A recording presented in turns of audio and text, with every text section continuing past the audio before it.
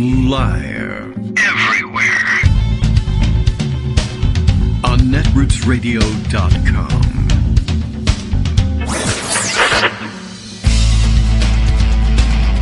David Waldman. Kagro. In the morning. Now, here's David Waldman.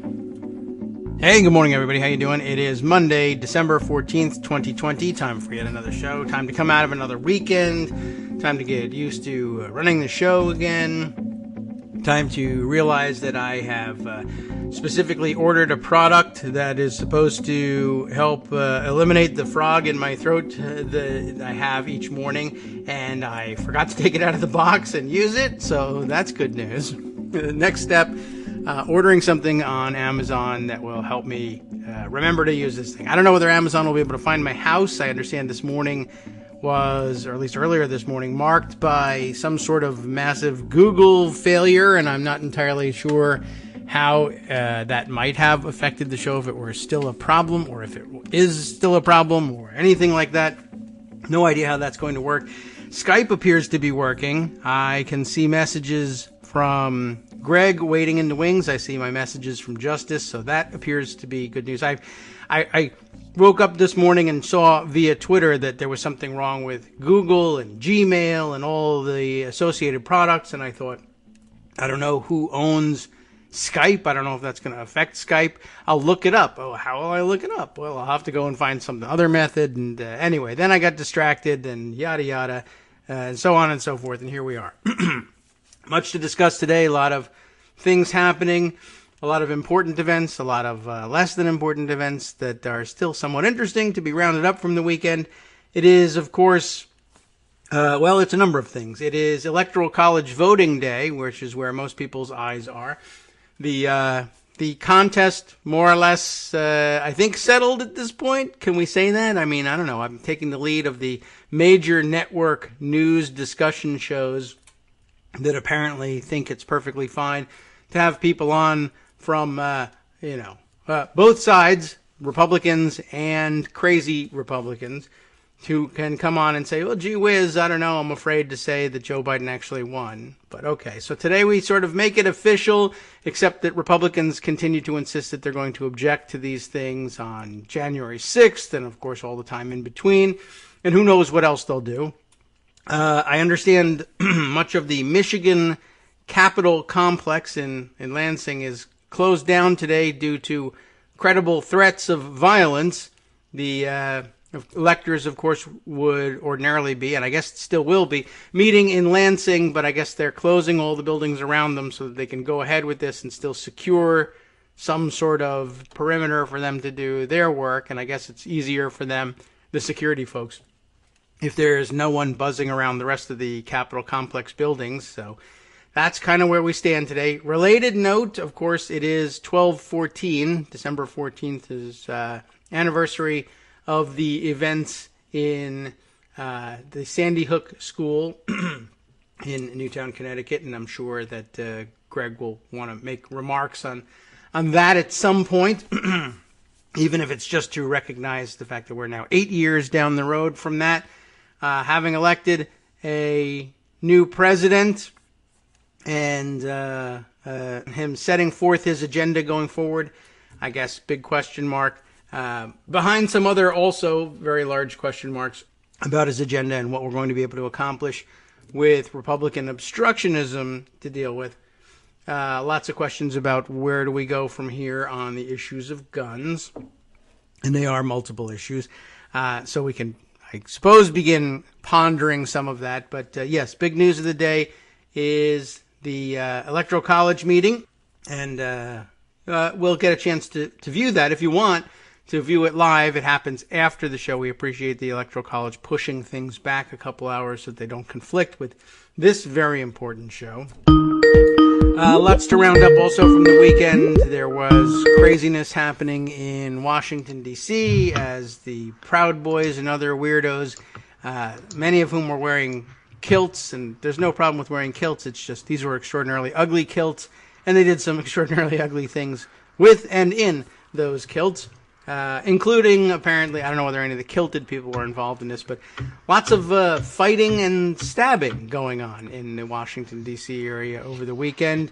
And as expected, President Trump honored the people who had made the trek all the way to Washington, D.C. to demonstrate their continuing loyalty to them by flying over them in a helicopter on his way to the football game. It was the Army-Navy game this weekend, and the president ordinarily ought to be there.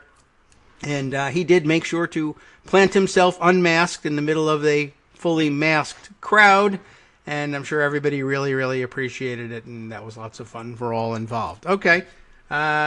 Well, those are our highlights for the moment. Greg is here, so let's run through the weekend as he saw it and is still seeing it, I'm sure. Events still unfolding. Good morning, Greg. How are you? I'm fine, and that they are. Right. You know, I just feel like the Proud Boys are completely misunderstood, you know? Yes. They sympathizers like and others of fellow travelers, you know, are simply threatening to kilt people. And everybody gets all upset about it. What's wrong with wearing kilts? Now, they happen to be incredibly ugly, but, you know, they want to kilt people. Yes, and the kilts are too. And, right, I mean, they did some weird things with them. I don't know exactly whose idea this was. It's about violins on TV You anyway. must have seen by now video of what they did with the kilts prior to whatever it was they were planning to do in their kilts. Their surprise for the crowd. Didn't they, like, tattoo "I'm an asshole" on their butts and then they showed everybody? That's near what they did, sure. It's almost, yeah. But I don't know why they thought it was such a horrible insult, but they wrote, you know, the F word, and then directed it at Antifa.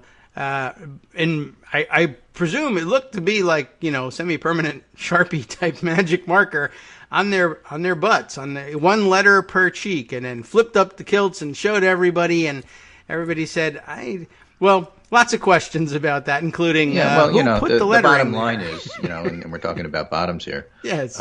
Is that Trump University folds, but the Electoral College persists. So, Yes. you know, watching all those guys in their kilts and their graduation caps with the little tassel, you know, the square little black hats with the tassel on it, is really kind of weird. And, you know, it's true. The Electoral College is meeting in the various state capitals today. I think the focus has been on Michigan because of the threatened violence.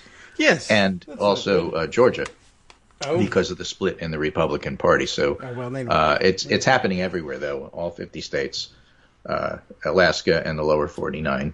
And so, DC. You know, it's going to be, by the end of the day, Biden's going to be officially president-elect. Yes, we hadn't have to wait Trump for loses the again. mail. He's losing every day, almost. so, you know, it's kind of fun. Yeah, I enjoy him stretching it out. There's lots to talk about what's been going on in the courtrooms, etc. And once again, I just reminding everybody, the votes will be cast today. They'll make several copies in each state. I forget exactly how many, but like half a dozen plus copies. They send some to the archivist. I think maybe even 2 to the archivist. Some to Mike Pence as president of the Senate. They send them all over the place. They'll have to go out registered mail. U.S. Postal Service delivering these things. I'm guessing at this point I'm guessing at this point they've given up on the whole program of misdirecting or. No. You don't understand. By the end of the day, Donald J. Trump is going to be rage tweeting about the fact that somehow or other DeJoy allowed these things to be delivered by the U.S. Postal Service. Right, he'll get fired. Where are his people when he needs them? Yeah, that's kind of the mode that he's in, regardless of... Right. As a matter of fact, this morning he tweeted, "Why did the swing states stop counting in the middle of the night?" He's asking Maria Bartiromo, because remember, there's a hierarchy here. There's the U.S. Supreme Court that decides these things, but over them is Judge Janine, because she's like higher than anybody. High as a kite, as a matter of fact. And then above her is Maria Bartiromo. So he writes to her, "Why did the swing states stop counting in the middle of the night? Because they waited to find out how many ballots they had to produce in order to steal the rigged election. They were so far behind that they needed time and a fake water main break to recover." And, of course, Twitter says this claim about election fraud is disputed, and by January 20th, we'll have Trump banned, and he won't be able to say stuff like this anymore. And Tom Boner answers, "I, too, often wonder why humans need to sleep." He's got a good point there. So there's a lot of questions that still need answering, and that's certainly one of them. The New York Times handles this with their main story from over the weekend. An indelible stain, how the GOP tried to topple a pillar of democracy. The Supreme Court repudiation of President Trump was also a blunt rebuke to Republican leaders who had put their interests ahead of the country. It's kind of plain language for the New York Times, and I think it's pretty clear. In the article, by the way, yes, they have this paragraph. And it meant that Republican leaders now stand for a new notion that the final decision of voters can be challenged without a basis. In fact, if the results are not to the liking of the losing side, running counter to decades of work by the U.S. to convince developing nations that peaceful transfers of power are key to any freely elected government's credibility. So they get right to the heart of it. Oh. Today, Trump loses the Wall Street Journal opinion section. The editorial board writes Trump's challenge is over. After losing at the Supreme Court, he has no legal alternatives and ought to concede. Now, the Wall Street Journal opinion section is somewhat to the right of Attila the Hun. So, it's pretty interesting to see that being acknowledged as what they call Mr. Trump's legal last gasp. I see. Which is great. Greg Sargent makes notes of the Michigan electors having to vote for Biden in a lockdown. Which I think is important, but also the angry mobs in D.C., which were stabbing people. So again, the idea that Trump loses threatens, some slight uptick in violence. So that's something we need to keep an eye on without overreacting to it. Jonathan Bernstein has a really interesting piece. Why haven't Trump's judges saved him? And the answer is basically Mitch McConnell. Oh, the president has appointed Orthodox Republicans to the federal bench, not cronies. Oh, yeah. And that's because McConnell got the judges he wanted. And Jonathan Bernstein points out, all of which is yet another example of Trump's fundamental weakness as a president. He relinquished his influence over the judiciary to Orthodox conservative Republicans rather than attempting to put Trump-loyal judges on the bench. He never had the clout to put his cronies in the federal courts. And now the Republicans he did put there have not saved him. All right. Well, good. Well, good, yeah. So too bad for him. Yeah. He didn't know any real judges, so I guess he couldn't do it. It's his sister, and then she was busy. And By the way, Rick Hasen on the Election Law blog writes, breaking Supreme Court sort of unanimously rejects Texas's case, ending ridiculous but also dangerous litigation. What's next? That's the headline. And basically what happened with that, which was Friday, so we didn't cover it on the show, is that it was a essentially more or less unanimous decision. We're not taking the case, or as somebody put it on Twitter, 7 of them decided to shoot this stupid case to death, whereas 2 of them decided to slice it with a sword. Yeah. Right, tie it up and kill it later. And the 2, which were the usual 2, which was Thomas and Alito, said we're normally expected to take any case that is state versus state, but in this particular situation, nah. Yeah, I mean, yes. That's what it came down to. It really was a unanimous decision, even though it didn't look like it, and they didn't write all their opinions up, but no one thought this was going anywhere. Right. Rick Hasen says, whether we count this as a 7-0-2 or otherwise, I'm not sure. Justice Barrett did not indicate she recused, as I thought she should have in any election case which Trump was a party. But the outcome was never in serious doubt.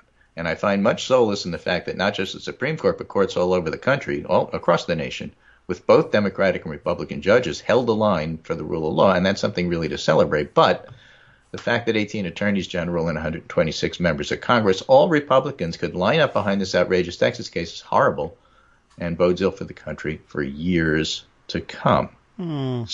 Now, I thought that was kind of interesting because there's this political blog called The House Divided, which is really talking about the 1860s, but might as well be talking about the 2020s. Okay. And this was written on December 11th. The real game in Texas versus Pennsylvania, and essentially tries to make the case of why Republicans would go along with this nonsense. Okay. The short answer is that there's no real political price to pay.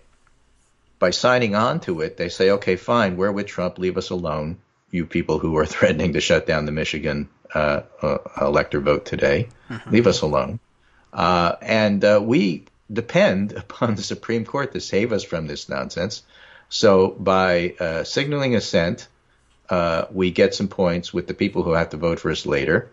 And yet we're not going to do any harm, we think, because, it's all going to, it's garbage and it'll go away. Right? Okay. And she writes, why are they and many court scholars so sure? In addition to the legal reasons, the court has a set of strong institutional incentives in play. Led by consummate institutionalist John Roberts, the court's justices recognize that by refusing to intervene, they shore up their own reputation for legitimacy and take all the air out of the sails of any move for major Supreme Court reform. Rather, Roberts and his fellow justices will be hailed by most people in the U.S. as defenders of American democracy, blunting in advance criticisms of the court's likely hard right shift. But the real price is the individuals promoting this baseless attack on American democracy, that is to say, the local Republicans in the individual states who are signing on to this, plus the seditionist Republican faction in the Congress, are counting on the functioning of ordinary institutional incentives and structural guardrails to avert a constitutional crisis. They believe that they and the court's conservative majority will profit from this gambit, but we're not in ordinary political times. As I've argued previously, the Trump presidency has contributed to the amplification of a core of political participants united around racial identity who reject some of the core principles of democracy. And these individuals, who are the real audience for this political stunt, hear it in a non-democratic register. So dog whistles that they hear, and we hear part of it, but they hear more. When the bait and switch is complete, she continues, why should we expect them to respond democratically? Looking at this episode more broadly, it's enormously destructive of our democracy, and I think it's highly likely to get some people injured or killed. I hope all the fundraising and earning the hard support of the Trumpist base is worth it for those who are participating in this ugliest and worst moment of holiday pageantry. Right? And so, again, you go back to Georgia, as I've said for a couple of weeks now, as a focus of how this works in real life. This is from the Washington Post. Inside the nasty feud between Trump and the Republican governor he blames for losing Georgia, and talks about the fact that part of the problem is that when Kelly Loeffler was originally proposed by Brian Kemp as a replacement senator, yes, okay, Kemp went to the White House and told Trump that this was his choice, and Trump was furious because Brian Kemp is supposed to arrive as a supplicant, begging for Trump to endorse, not telling Trump this is my pick. Right, true. So he was griping about it in phone calls and in conversations with allies and advisors. Trump then, obviously had his issues with Kemp and the election results. But there was bad blood beforehand. And so this just made it worse and Trump didn't feel like, he didn't owe Kemp anything. Kemp owed him. And in fact, they'd come to the White House and insulted him months before, so screw him. Yeah. Okay. Basically. And he was furious that Kemp wasn't defending the president on TV, and most indefensible in Trump's mind that Kemp moved forward with certifying the results of the election. Then they quote in the Washington Post Jordan Fuchs, a longtime Republican strategist in Georgia, who says, Republicans fell into a trap by expecting Brad Raffensperger and Brian Kemp to cheat for them. Yes. And she says the ongoing civil war in her party will have long-term consequences as the polls, including the state's 2 Senate runoff races on January 5th. The Democrats only have one singular turnout model, and that's the argument of voter suppression. And they say it's in their litigation. They say it all the time. It's their number one poll-tested message, and this is fed into the hands of Democrats. So, in other words, Democrats are telling people what's actually going on, and she's miffed because Republicans are playing into their hands by admitting that that's what's going on. Matter of fact, the chief Georgia admitter turns out to be Newt Gingrich. Admitter-in-chief, yes. Admitter-in-chief over the weekend tweeted something along the lines of, why did they ever agree to these ridiculous conditions that will just hurt Republicans? Too, drop boxes and absentee ballots. So he was mad at Georgia for doing this, but in fact said out loud the quiet part. All this, yeah. Why did you make it? Why did you allow people to vote? That's ridiculous. You know it's going to hurt our party. Right, yeah. Why make it easier for people to vote when But why? that's not good for What are you Republicans? looking at me for? I just said what everybody knows. Yes. Right. Okay. Yeah. Well, I don't know. They all used to be smoother at this, and then they got to be, of a certain age and lost their edge a bit. Mm. So, you have the Georgia folks, set up, in effect, to disappoint Trump. And Jim Galloway has an article in the Atlanta Journal-Constitution. The GOP division and unity that Donald Trump has brought to Georgia, the division's obvious. You have Loeffler and Perdue on one side, both crooks. Yes. And you have Kemp and Raffensperger on the other side, who are adhering to the rule of law, even though they're both highly partisan political operatives there. The unity is the people who are actually rallying around Kemp because they feel just as threatened by Trump, and both physically, which they've talked about, again, like Michigan. In fact, Raffensperger's deputy was talking about the fact that they have had physical threats, and this just makes everything worse for everybody who works in government, which is true. But also the idea that if they keep trying to do this, the incentives are just so different for Congress. It's like the House versus the Senate. When you're in a gerrymandered district, it's to your advantage to be Jim Jordan, and play and jump on the desk and act like a moron, because you're going to play to your individual constituency. And apologies for that. I'm sorry. It's ableist. It's when you're as old as I am, it's hard to get out of these habits, and I acknowledge it, and we'll try to do better. But if you're running statewide, you don't care about gerrymandered district. You can't gerrymander a Senate race. You can't gerrymander a governor race. Right, I see. Yes, and so the incentive to be a little bit more moderate and try to win the suburbs and the cities in order to win your race is there for Kemp, and it's there for the Secretary of State, but it's not there, and it's there for the senators normally. It's supposed to be, yes.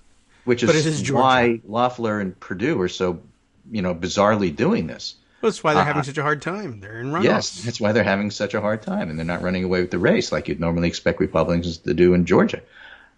So the congressional parts of the government feel perfectly okay with siding with Trump University versus the Electoral College in the big game.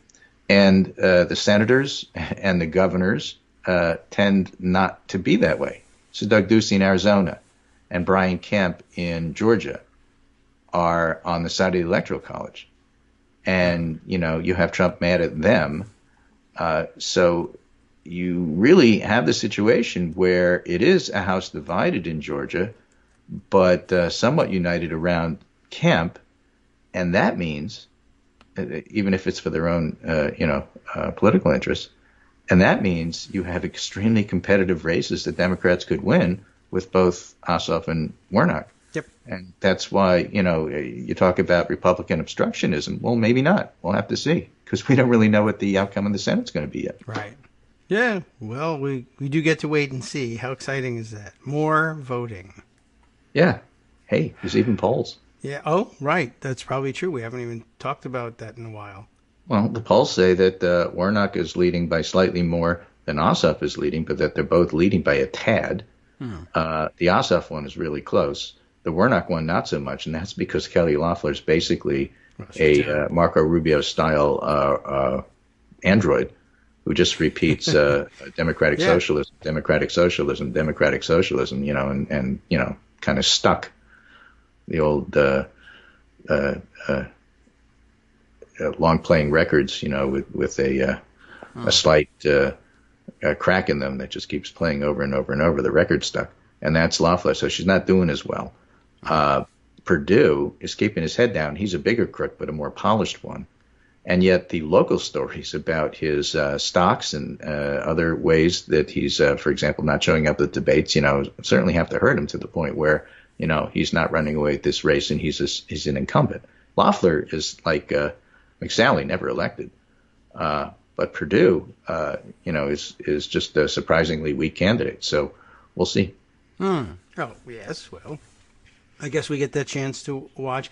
I didn't even really think of Perdue as particularly more polished, but I guess, he ran for election once, and she's never done that. So I guess that's it. Run once, at least. And you've got your head and shoulders above Loeffler. Yeah, well there's this whole thing about looking the part of a senator, Yeah. Oh, that's the white male who looks like they're a businessman, and they've done things. Yes. That's capitalized. Yeah. All right. Well, Loeffler has her own problems, and it may end up looking like Perdue did himself a favor by not debating. Of how Loeffler does things wrong. She wanted to do the Marco Rubio thing to the point of not only being robotic and being destroyed in the debates by Chris Christie, who pointed it out. Yeah. To Rubio. But she's also doing the Rubio thing about quoting Bible phrases in her tweets. And she started this by doing Isaiah, except she spelled Isaiah wrong. Oh, all right. Well, 2 Corinthians walk into a bar and spell pretty Isaiah much. wrong. Okay. So that's what I mean about being a bad candidate and Perdue being a stronger candidate than Loeffler. Okay, I can accept that. We ought to defeat him regardless. But and everything I hear about the polling, even people who even love polling, who I guess are probably a little tired of it after the presidential elections. But the Georgia polls are actually pretty close to right on at the time. So those pollsters are telling us it's a close race, and that's all we're saying about it. All right, yes, no criticism of polling at this point. It's just those people who were saying, look, they're both very close races. That's enough. Do we really need to parse the polls? Well, some people like to do that. So you need to know that it's close, and that means that pay attention. Okay, so we'll do that and wait for our These are results. races we can win. Yeah, you bet. All right, we'll be right back to win them. Hi, everybody. It's me, David. Let's change things up from the old fundraising pitch for just a minute and talk instead about how you can be a part of our show. If you've got a smartphone or any other electronic recording device, why not sit down and record a segment for us? Read us an important article and give us your take. Read one of your own original essays, or even just give us your commentary on something you'd like to share that's important to you. Then send the file to me at kagrox@gmail.com, and I'll try and work it into the show. Short segments, a few minutes in length, are easiest to fit in. And of course, I can't always guarantee that I'll be able to play everything, but if you've ever shouted at your radio or TV about something you wish was being covered, here's your chance to change that. Make the show your own. Send your submissions to me at kagrox@gmail.com.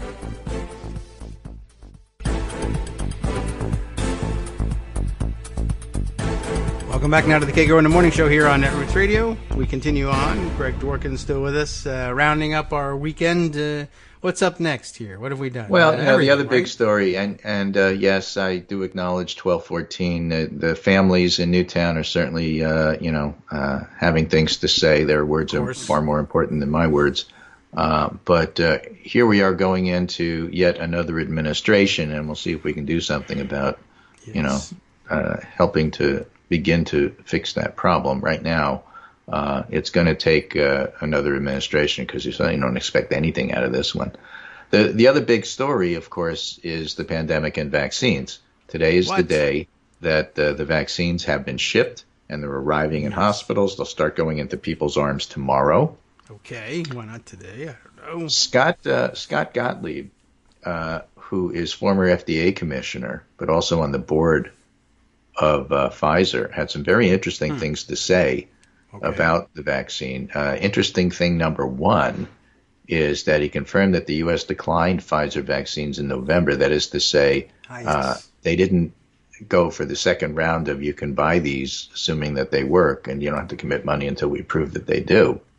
And as a result, the Trump administration, screwing that up, is now scrambling to get enough vaccine to try to actually vaccinate people. Oh, that would be nice. The whole thing that people have to understand about the Operation Warp Speed, and we'll get to the other issue with that, is what the U.S. government did is basically make a bet on 6 or so different companies being able to come up with vaccines rather than put all the eggs into the one basket of a single company. Okay, yes. And you could see why. For example, Sure. Pfizer and Moderna require health freezes over temperatures. Some of the others don't. Some of them, Pfizer and Moderna require 2 shots. Some of them require 1. And at the time, the U.S. government didn't know which one was going to have the best efficacy. And they figured they'll have enough vaccine if they get 50 million from one company, 50 million from another company. Yeah, it's hard for one company to produce all of it anyway. It's hard in advance to pick winners and losers, and the government shouldn't be doing that. Oh, right, yes. I almost forgot. Gee whiz. But you certainly could put some provisional, I'm going to reserve the right to buy later, which costs you nothing now. And not to do that was stupid. And so Scott Gottlieb confirms it. In fact, the government, they really were stupid, and they actually did this. Yes, they broke that story, Number then 2, they denied it, and then it turned out to be true. Okay. But it turned out to be true. It's absolutely true. Of course. So this morning, Scott Gottlieb, as speaking as Pfizer board member, in fact confirmed that U.S. declined Pfizer vaccines in November. They were offered more of the company's vaccine, and the government didn't take them up. So that's issue number 1. Issue number 2 that Gottlieb brought up, which is sort of intriguing and gets people angry when you bring it up, I know this from arguing with somebody on Twitter this morning, is that the Pfizer data says that if you get a single shot after about 2 weeks, it's got slightly greater than 50% efficacy in preventing serious illness. All right. If you get 2 shots a month apart, right, then upward to 95%. And yet we're short on vaccine because the U.S. made this stupid decision. Yeah. So, right, do you take your 100 million vaccines and vaccinate 100 million people? No. And wait for the rest? Or do you take your 100 million vaccine and vaccinate 50 million people twice? Yes. And what's safer for the country? 50 some odd percent protection for a lot of people, or much better protection for half that amount? Okay. And in the end, what stops the virus spreading better?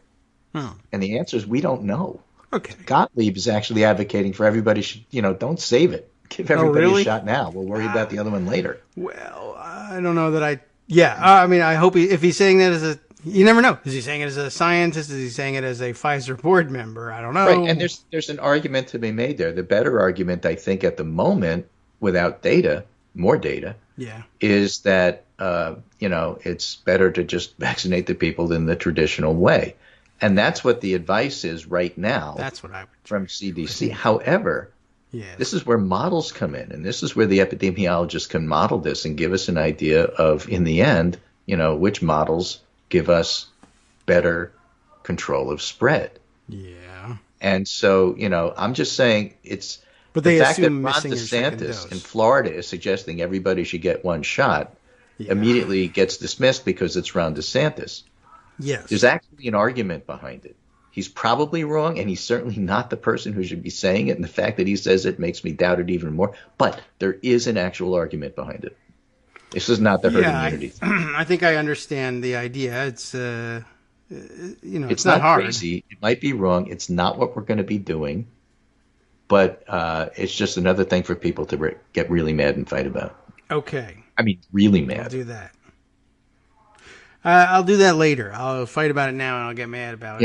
Yeah, don't get mad. Don't fight. Fight about it, but get mad later. I mean, just understand what the argument is all I'm saying. I probably come down on the side of doing it the traditional way.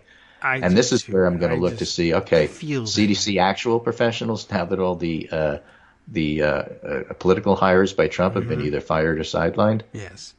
Tell us what you really think. Yeah. I can, and by the way, prepare yourselves for the possibility that somebody authoritative says it's best.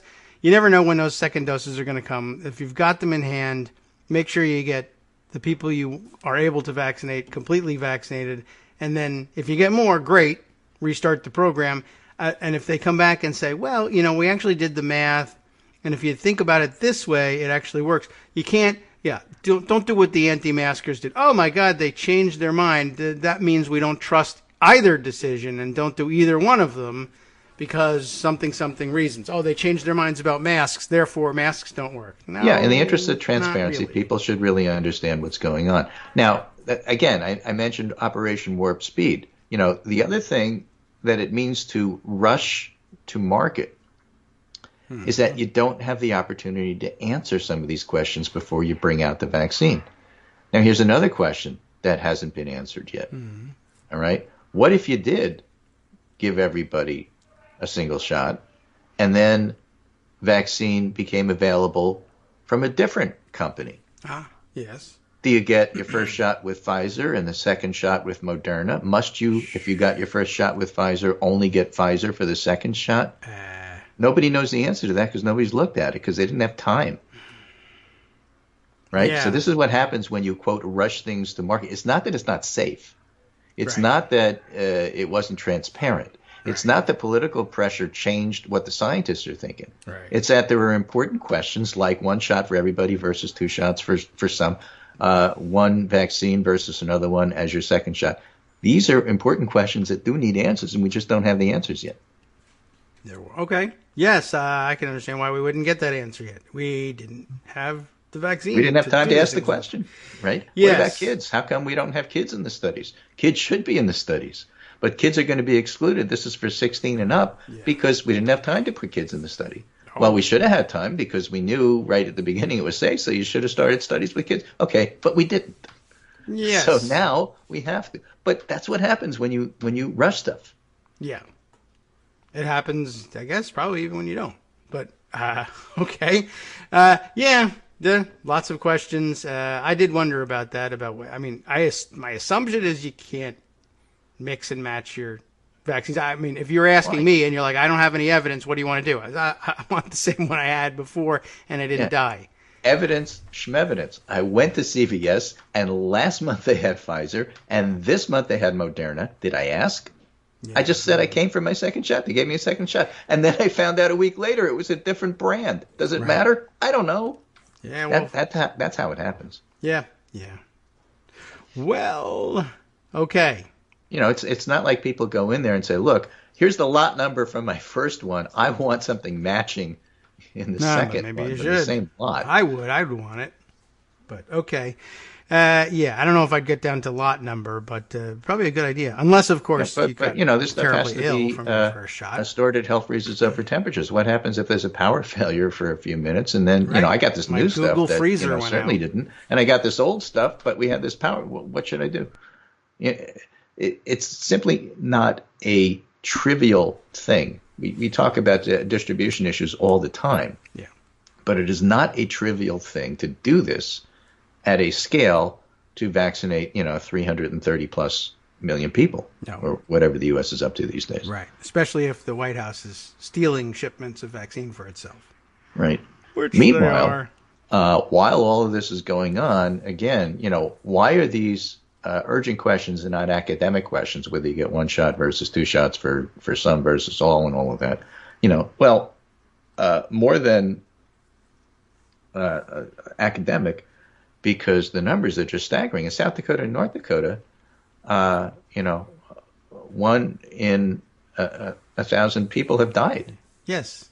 One in even less. Less than that. Down to but in Iowa, I think it was 1 in 1,000. Yeah. In New Jersey, it's 2. It's 1 in every 500.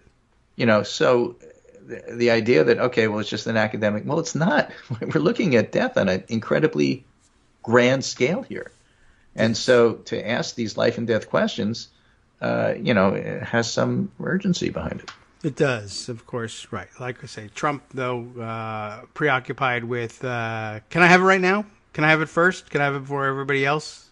Well, that's the other thing. First, the White House announced that the White House staff is going to get it first, even though they don't believe in either the virus at all. It's a hoax. Right, and they're all immune and can kiss everybody. everybody. And then they said, no, we're not getting it first. Right. But, of course, now nobody believes them because nobody believes anything they said. Right. What he was saying is, I would like less publicity for my jumping the line and stealing the vaccine. Right, just like Rudy Giuliani and Donald Trump jumped the line to get expensive. Absolutely. They're going to do exactly the same thing. Regeneron. The stuff they stole. Therapies that were still not available to everybody. Yes, so they jump the line and they get this stuff first. It's still experimental, but they get it first. It's not in large quantity, but they get it first. And then they lecture you about how you're stupid to wear your mask. Yep. And that they'll kiss you at It's just rallies. infuriating, and of course they're just making it worse. There's a really interesting article in The Atlantic by Brendan Nyhan, who is a political scientist at Dartmouth, but also has made a subspecialty of looking at vaccine hesitancy, and has an article from December 12th, How to Build Trust in the Vaccines to Succeed in Immunizing the Population Against COVID-19. The U.S. must draw on the resources it already has. And these are old arguments, but then again, this whole vaccine issue has been around for a while. And as he points out, it's useful in thinking about the path forward to distinguish between three groups of people. There's the first group that are adults with largely favorable attitude toward vaccines. They vaccinate their children. They get seasonal influenza shots, people like me. Mm-hmm. And we'll just get the vaccine when it's available. I've already told my healthcare workers, my frontline healthcare workers, they go first. Don't even, call me about a vaccine until you guys get it first. And those are the ones I want to get 2 shots. And I don't think 50% is enough. So if it's good enough for the healthcare workers, that argument probably is good enough for everybody else. But the second group is a very small subset of Americans with strongly negative views toward vaccine, and they're not going to get it. They're going to be hard to persuade. We should try to do it for the sake of their own health, but also to limit spread. And then the third and the most important group, the one to focus on, you can think about it as Trump rally voters, or that second small subset. And the third and most important group are the persuadables. Mm-hmm. That third and most important group is made up of Americans with mixed to somewhat favorable attitudes toward vaccines, though the childhood immunization data suggests parents in this group vaccinate their children at high rates. They are less likely to get vaccines themselves as adults. They don't get flu shots. And persuading them to get a COVID-19 vaccine will be crucial. This group is both much larger as a proportion of the population than the anti-vax fringe, and also more receptive to public health guidance.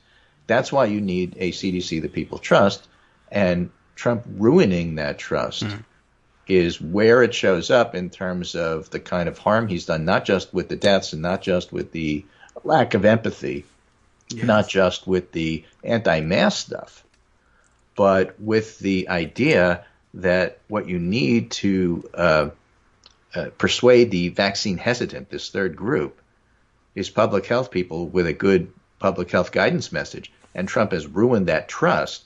That's where the damage shows up. And that's why another example of Trump damage being both obvious, overt, and subtle, and only seen in years to come. Yes. Right. Well, there's going to be a lot of people who are left out in the cold in terms of looking around for information that they trust, and they'll find that there is little to none. Right. And then he points out some of his old research, which is not old to us. We talk about it a bit on the show and have over the years. Trying to counter vaccine myths is unlikely to be the best approach. Studies my co-authors and I have conducted and research by other scholars suggest science-focused corrections of vaccine misinformation are typically less effective than other messages, like focusing on the risks of the diseases that vaccines protect against. Don't correct vaccine myths, just scare the bejeebers out of people. And that's an argument going on. And again, talking about 1214, a very relevant discussion. You may remember that one of the families, the Posner family, back in Newtown, wanted people to see what their 6-year-old looked like after being blown away by the shooting, and felt that it was important to have open casket discussions because, like Emmett Till, if you hide this stuff, it doesn't sink in. But if you show it, it does. Yes. That was an argument then. It's an argument now. And we're having it, as a matter of fact, at the moment. Okay. Yeah, well, it was understandable then, and it's okay. We can have a little noise. It's fine. Yeah, somebody came to the door. So all right, we're taking care of that. But, do not try this at home. Right? Oh, no? Abby's good, but, not perfect. I think we should. So the thing is, do you show people in ICUs with the tubes up their nose and the tube in their throat and how ghastly they look, the before and after? Right. This was my vibrant person and now look at them. Yes. And show these things with the nurses crying and the doctors upset. Right. Do you just show these people that this is not a game? In fact, somebody noted that in the many death notices and obituaries that are appearing in the paper, there are now there was at first hesitancy to even say it was coronavirus. And now there's please wear a mask. So-and-so passed away in such a time, remembered by the beloved family. The message from the family is, this is real, please wear a mask. That's being integrated now into obits all over the country to just try to persuade people. That kind of stuff works a lot better than just saying, oh, well, you have this question about 99% survive in Sweden's, herd immunity experiment. Right. Which they didn't. Those arguments don't persuade anybody. Oh, well, I said something and you corrected me, but in your correction, you said, you said magazine, so you're disqualified. I'm not listening to you. Would you skip those arguments? Just show what happened. And that is a lot more effective in persuading people. Well, I have seen a couple people who have volunteered either their own pictures or some photographers who've gotten the permission of their subjects to do this, and it was a big topic over the weekend, as a matter of fact. Yeah. And I think it's an important discussion to have now that we're rolling out the vaccine and we want to persuade people. Yeah. The other means of persuading people, and I hate to say this because it breaks my heart, no malarkey. Oh. CDC's not the messenger for this. Okay. You can't. Not anymore. Not with Redfield in charge.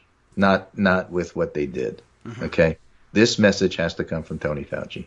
And he is not the public health person in the United States. At least that's not his role. That's not his normal role. He's a science advisor.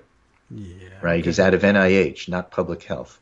He's an academic researcher, not public health.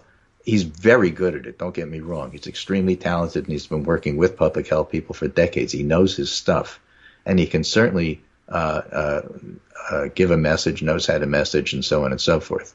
But normally it wouldn't fall to him. It would fall to CDC and the people who are in the public health sphere. It's just that, given how things have worked out, just to give you a stark example, this message needs to come from Tony Fauci, not from Debbie Birx. This message needs to come from Tony Fauci, not from Robert Redfield. Mm-hmm. This message needs to come from Tony Fauci, not from Alex Azar. Because you establish your credibility, and then you have to use it. And if you blow your credibility the way these other folks have, then you're not in a position to use your bully pulpit to try to convince people. So the two things that will help best with getting Americans to take that vaccine is show the consequences of the illness, not with numbers, but with stories, and let Tony Fauci be the messenger, as well as your local docs. Yeah, well, Trump and Fauci, I suppose that won't happen, but he's not going to be there for much longer, so I guess Fauci... And Fauci's already agreed to stay on and work with Biden. Yeah. Who, by the way, by the end of today, by midnight, will be the official president-elect. Well, by about 1 o'clock, I would guess, unless Google goes down again and we can't email each other what the rest of the states did. Mm-hmm. But I understand everything's fine now these days, these hours with Google. They fixed it just before showtime, so okay. Right.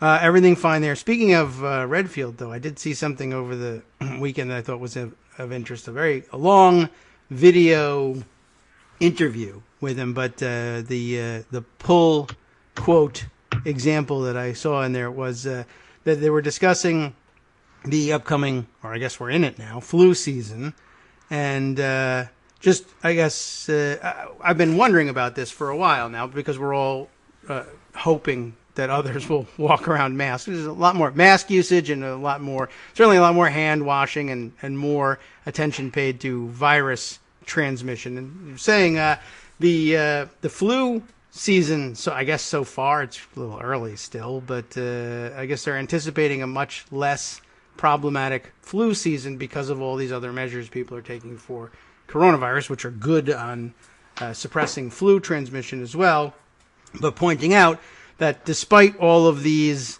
precautions people are taking, which is having an effect on flu transmission, it's still, because of people circumventing these protocols, still raging coronavirus all over the place. And you should take note of the fact that these masks and hand washing and distancing is helping defeat flu, but laxity with it still not yet allowing the defeat of coronavirus. And maybe it's just not the flu after all. Maybe it's not. We have a nice piece in the Washington Post called "We Are Overcleaning in Response to COVID-19" and points out that this is an aerosol. This is air. Okay. This is breathing. That's how you spread it. You can clean all you want to, but washing your hands and wearing a mask makes a whole lot more sense than going after the elusive Clorox wipes, which will become available in mass quantity just about the time that the pandemic starts to disappear in mid-year. I understand 2021. But right. It's not that. Wash your hands, wear your mask, keep your distance. That's what works. Cleaning surfaces, nobody's really shown that that's the way that COVID-19 spreads. So rhinovirus is spread that way. It'll help you stop getting colds. That's good. But it's not the way you're going to cut the virus down. No, and in a completely different sphere, before I leave, I just do have to acknowledge that there's yet another sports team that's come around to like the 21st century. No. The Cleveland Indians will be dropping the name Indians. Yeah. Right. I don't know if they're going to become the Cleveland baseball team or the Cleveland they should become the Washington baseball Football net or team. whatever. But I did see a very good suggestion. They should simply just say Cleveland Rocks. Yeah, why not? Right. Cleveland Rocks is playing tonight. Sure. Because Cleveland rocks. Right. And, I think I saw a couple of suggestions of it. We're just poking fun at the now ancient news of the Cuyahoga River having caught fire in the early 1980s. But rocks better for local morale, I think. Yeah, I'll be interested to see what they come up with. There are a few more teams that have yet to make the switch, but I was pleased to see that I news out of the personally blue would yesterday. like to, have them called Cleveland Votes. Cleveland Votes. Okay, sure. Why not? All right, Cleveland Votes is coming to Cleveland gets vaccinated. Town today. The Cleveland masks. I think that's probably just time limited, though. I said, here's my own slip today, right? I said out of the blue, like they made I feel like it's out of the blue because I felt like they were not likely to change and not facing the same pressure that I saw, for instance, with the Washington football team. And their name, I think, was considerably more in-your-face offensive than Indians necessarily was. But I say out of the blue, but of course it's probably, about as long as they've been in existence. There have been people saying, that's not right. You should change that. Because it's not been right since they've been in So existence. 100 years of out of the blue happening here. It's not out of the blue. It's just also the logo, that goes with it. Oh well, the old particularly. And I think they shied away from that for a long time. But then they brought it back out of some I don't know what sense of either anti-PC or nostalgia or Trumpism or both. But yes, okay, so good. Owners are not the most sensitive people, right?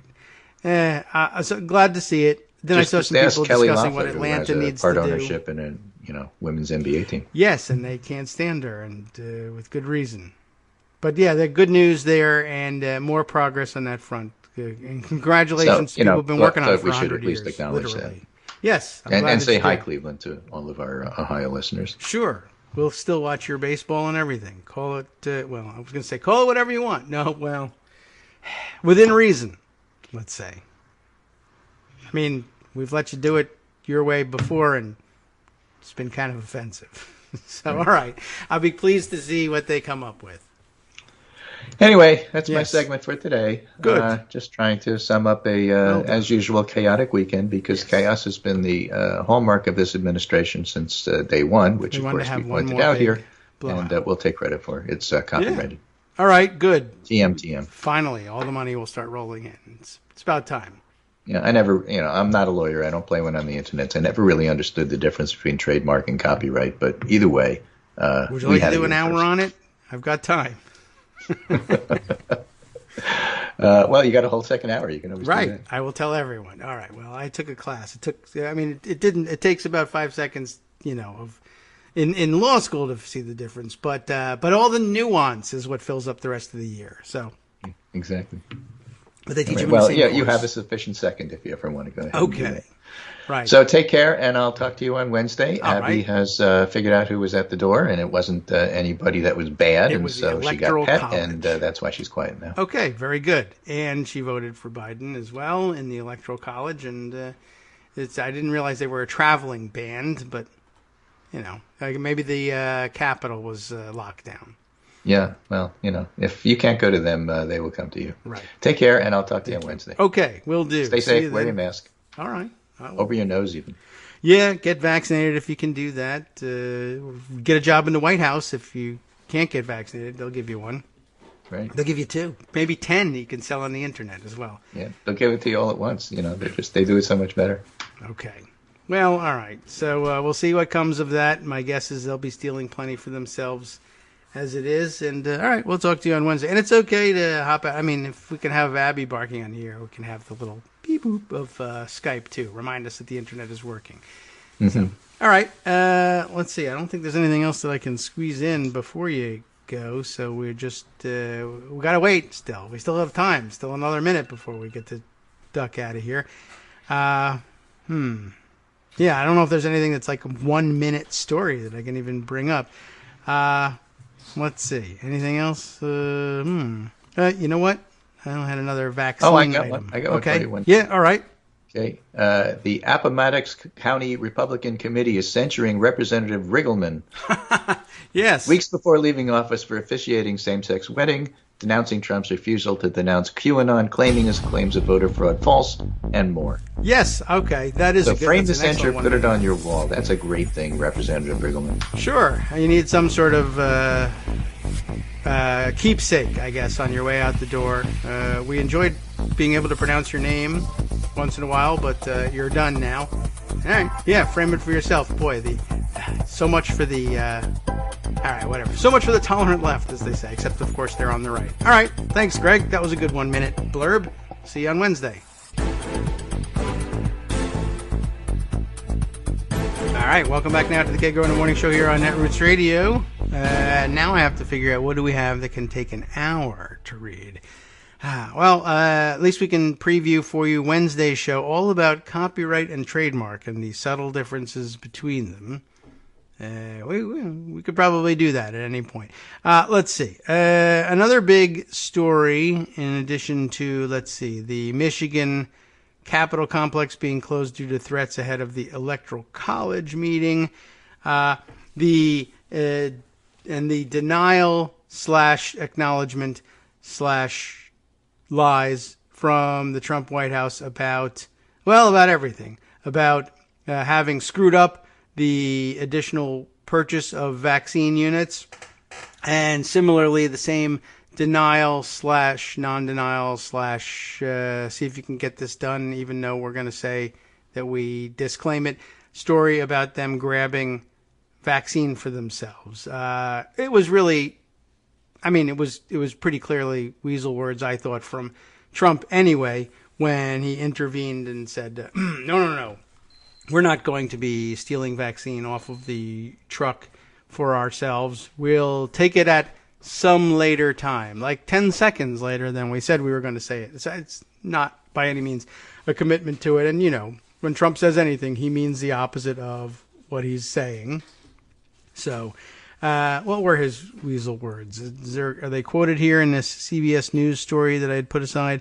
Trump scraps plan to have top White House personnel among first vaccinated against COVID-19. And I did see some opinion out there, by the way, that maybe it wouldn't be so bad so long as they did some sort of public vaccination, get the president and his family and top staffers getting vaccinated on TV to show people that it was safe, or maybe even convince Trump supporters, hardcore Trump supporters who have, for whatever reason, said they wouldn't do it, seeing the president, their favorite president, do it, might change their minds.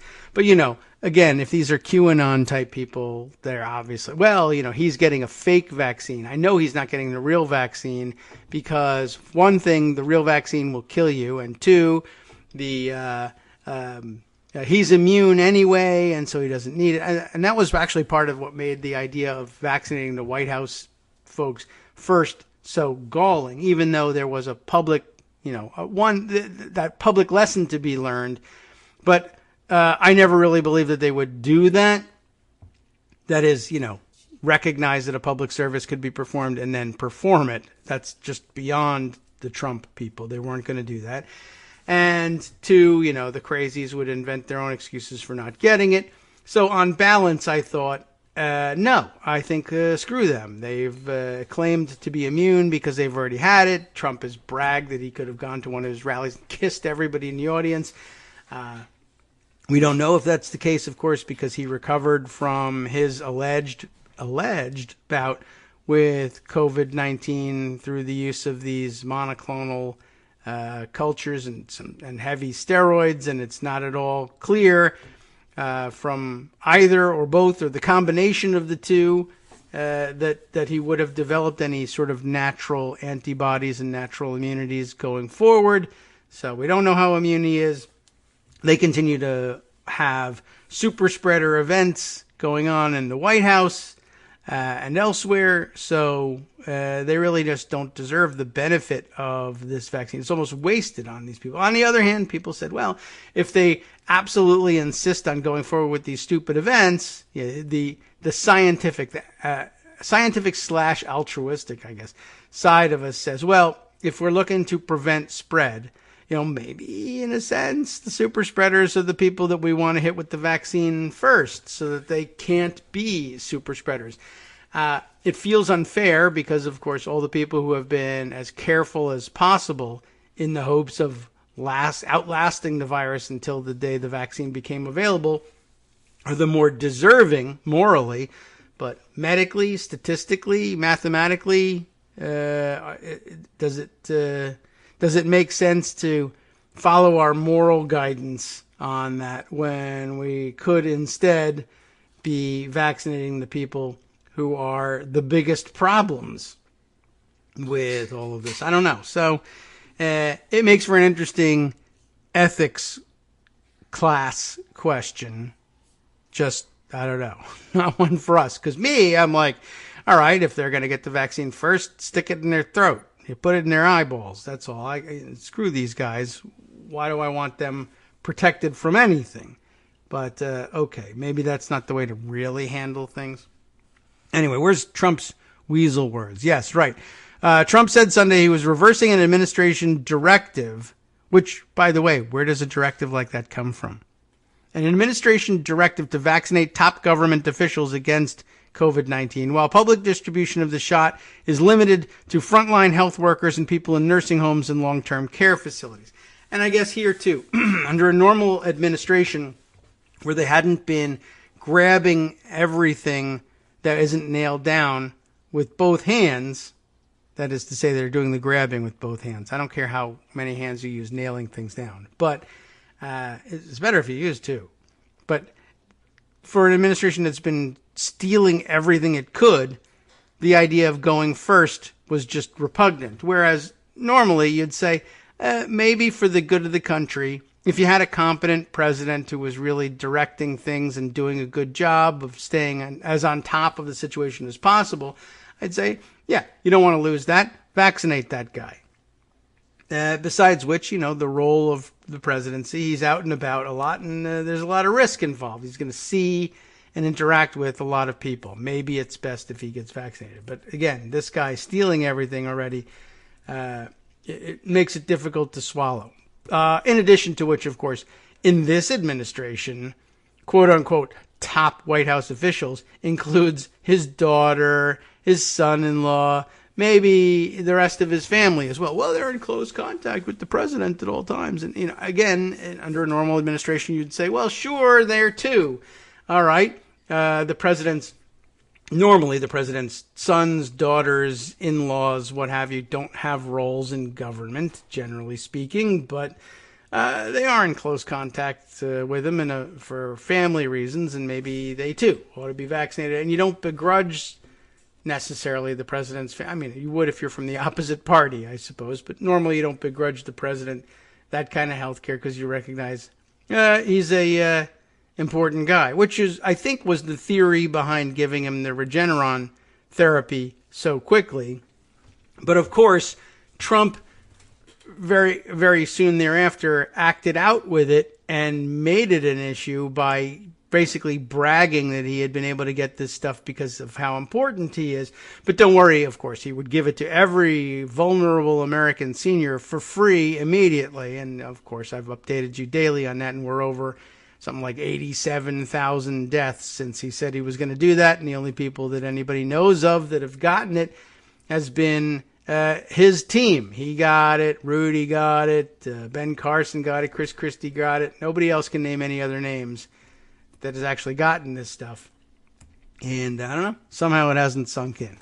But now he says, all right, well, we can see that people are angry about giving me and my other careless idiot friends and relatives and people in the White House this vaccine first. So he now says people working in the White House should receive the vaccine somewhat later in the program, unless specifically necessary, like I say so and I'm the president and give it to me. The president says in a tweet, but his actual quote is, people working in the White House should receive the vaccine somewhat later in the program unless specifically necessary. I have asked that this adjustment be made. I am not scheduled to take the vaccine, but look forward to doing so at the appropriate time. You know, behind all of that can be, I now order it to be the appropriate time, and that's that. So, not exactly the most ironclad commitment to put off giving himself and the others the vaccine. And, then we can start speculating about how much of it do they just take a truckload, like straight up gangster hijack style, and sell it for, you give $250,000 to my super PAC, I'll give you some vaccine, or what? I don't put it past him. I don't know. I don't know with this guy. He's just too incredible. And now that he's on his way out the door and doesn't have the credibility issues that a person who's, well, I guess if he had been reelected, I suppose he could also feel free to do whatever he wants. I guess if he doesn't believe he'll be impeached and removed in the next 4 years. But now he's running again, he says, in 2024. And the normal person, they're arguably more subject to those pressures, but he's not a normal person. I don't know. Anyway, why not steal a truckload and pardon yourself, or pardon whoever does it for you? All right. Let's see. What else have we got here? Oh, there's a little bit more in this article here. Officials said earlier Sunday that doses of the newly approved vaccine from Pfizer would be made available to those who work in close quarters with the nation's top leaders. This was the initial announcement. They said the move was meant to prevent more COVID-19 spread in the White House, which has had 3 outbreaks. There's an argument here.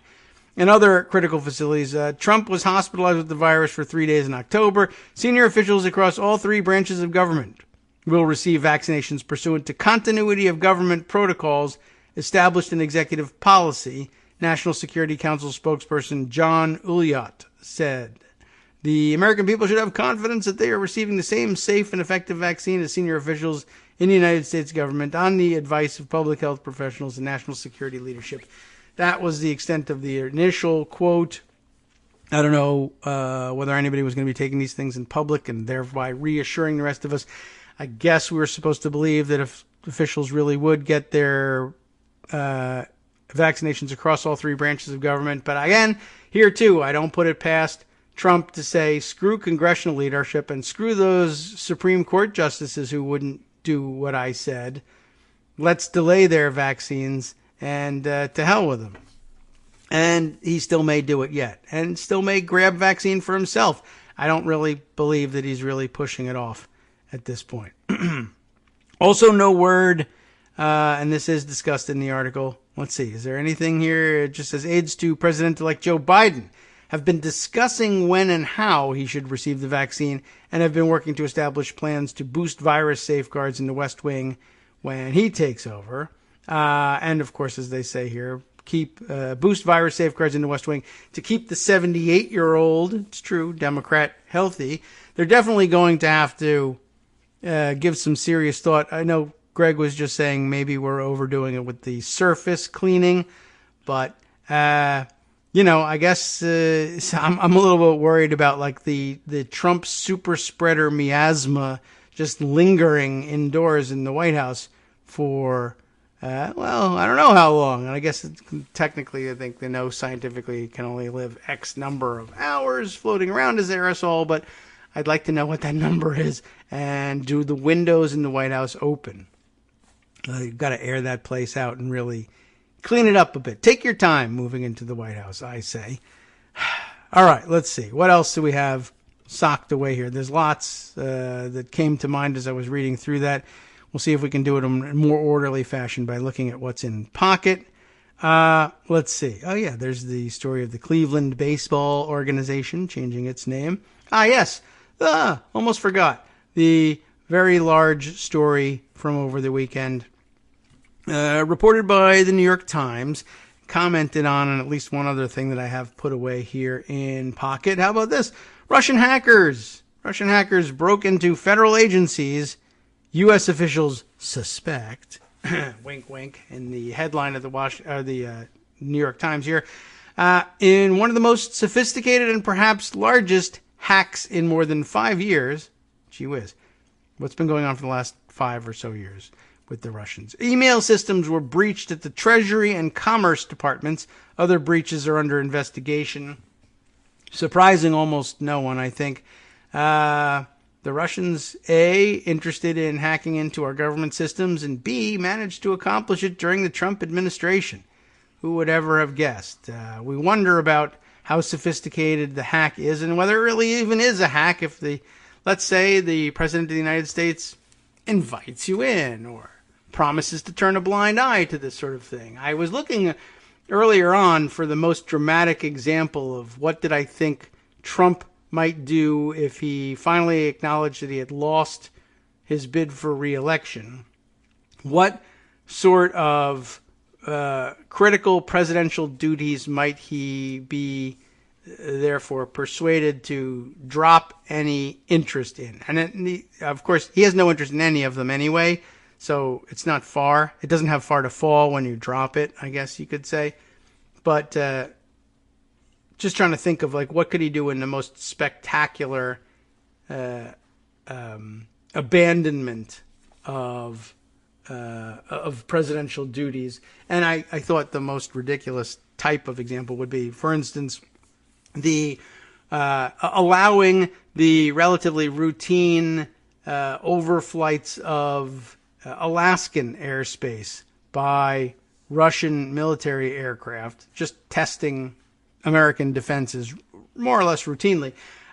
What if you just said, let's stop responding to things like that? Or let's say just whatever. You allowed Russian overflights of Alaskan territory because who cares anymore? Or let them do what they want. Or I invited them in. Or I seek political union with Russia to own the globalists. Or whatever. I'm going to give back Alaska. I'm going to allow them to take disputed territory.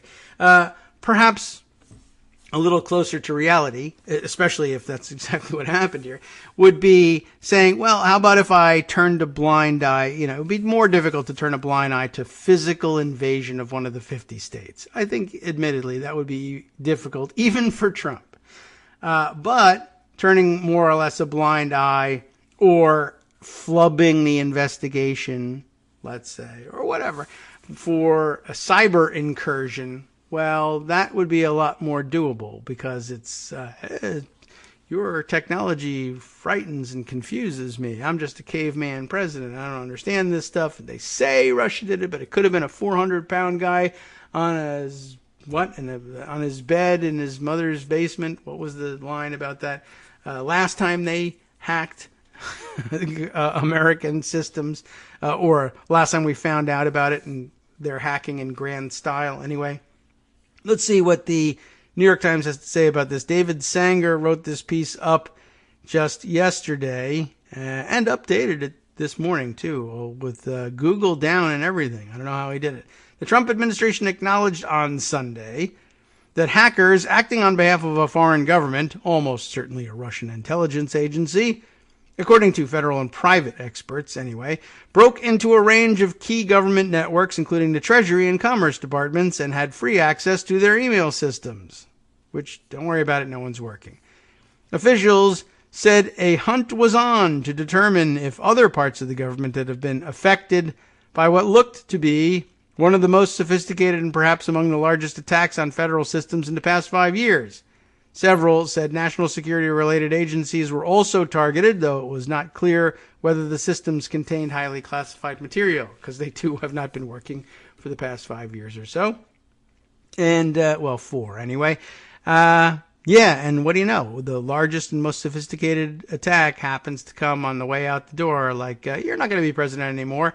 Why don't we make the most of the situation we've got and the relationship we have between us, no matter what the dynamics of it turn out to be, and let us steal whatever we can steal before you're out the door. All right, maybe, Hey, I don't know. That could be the way it went. The Trump administration said little in public about the hack, which suggested that while the government was worried about Russian intervention in the 2020 election, key agencies working for the administration and unrelated to the election were actually the subject of sophisticated attack that they were unaware of until recent weeks.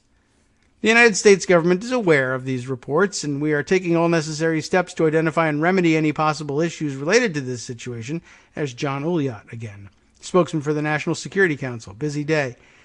The Department of Homeland Security's cybersecurity agency, whose leader was fired by President Trump last month for declaring that there had been no widespread election fraud, said in a statement that it had been called in as well. So what do you know? That was a great firing. And what great cover for firing, too. I mean, it didn't make a whole lot of sense except as a temper tantrum, which we always think that's how Trump operates too. But I guess, you might as well throw out the possibility that, hey, maybe if I've lost, if we cause chaos in our cybersecurity division, and that makes it that much easier for my real friends in Russia to loot whatever they want or whatever they can between now and when they finally kick me out of the White House, then so much the better. What if the firing was motivated by that? The Commerce Department acknowledged that one of its agencies had been affected without naming it. What? I don't know. They didn't say, but census? Maybe they would like to have that one screwed with. But it appeared to be, the National Telecommunications and Information Administration. Okay. Which helps determine policy for internet-related issues, and then Google went down, including setting standards and blocking imports and exports of technology that is considered a national security risk. Hey, that seems like a national security risk all by itself. It was a measure of the sudden panic sweeping federal offices that the Department of Homeland Security ordered all agencies late Sunday night to shut down any use of a complex piece of network management software made by a company called SolarWinds and installed on networks belonging to government agencies and American corporations. Isn't SolarWinds a name that we've heard many times with respect to electronic surveillance activity from the intelligence communities? The order was so urgent that it gave a deadline of noon on Monday, today, and also when the electors meet, for a completion report confirming that the software was no longer in use. But that was clearly too late for intrusions that have been underway for months. Months. A long time. Wow. The malign code was entered when the hackers broke into the periodic automatic updates of the software, much like when an iPhone is updated overnight. SolarWinds has traced those intrusions back to the springtime. That means the hackers have had free rein for much of the year, almost as though the president allowed it, one might say, though it is not clear how many email and other systems they chose to enter. FireEye, all these names, SolarWinds, FireEye, whatever, a computer security firm that first raised the alarm about the Russian campaign after its own systems were pierced. Trust us, our own systems were pierced too. Said that the so-called supply chain attack, going after outside products that are introduced into computer networks, constituted top-tier operational tradecraft. Makes good sense, if you think about it, right? I can't crack these high-tech cybersecurity systems at the Department of Homeland Security, but the holes in the system are that they use outside vendors for various software packages. Let's hack one of those software packages and ride in that way on an update. Makes sense. The motive for the attack on the agency and the Treasury Department remains elusive. The motive is pwning the United States. That's all there is to it, I guess. I mean, if there's lots of ancillary benefits for doing so, but yeah, why not hack into anything you can if you're the Russians? The motive remains elusive. Two people familiar with the matter said one government official said it was too soon to tell how damaging the attacks were, even though they started in May, I think, and how much material was lost. But according to several corporate officials, the attacks had been underway as early as this spring, meaning they continued undetected through the months of the pandemic and the election season. News of the breach, reported earlier by Reuters, they beat them to it, eh? Came less than a week after the National Security Agency, which is responsible for breaking into foreign computer networks and defending the most sensitive U.S. national security systems, issued a warning that Russian state-sponsored actors were exploiting flaws in a system broadly used in the federal government. But, of course, the president's response to it was nothing. I mean, they could have done secret response, certainly, but they just didn't know or claim not to have known until just now. At the time, the NSA refused to give further details of what had prompted the urgent warning. Shortly afterward, FireEye announced that hackers working for a state had stolen some of its prized tools for finding vulnerabilities in its clients' systems, including the federal government's. That investigation also pointed toward the SVR, one of Russia's leading intelligence agencies. It is often called Cozy Bear or APT, right? What was it? Something advanced maybe, or something persistent threat. Anyway, and is known as a traditional collector of intelligence, the SVR is. FireEye's clients, including the Department of Homeland Security and intelligence agencies, hired the firm to conduct ingenious but benign hacks of their system, using the company's large database of techniques it has seen around the world.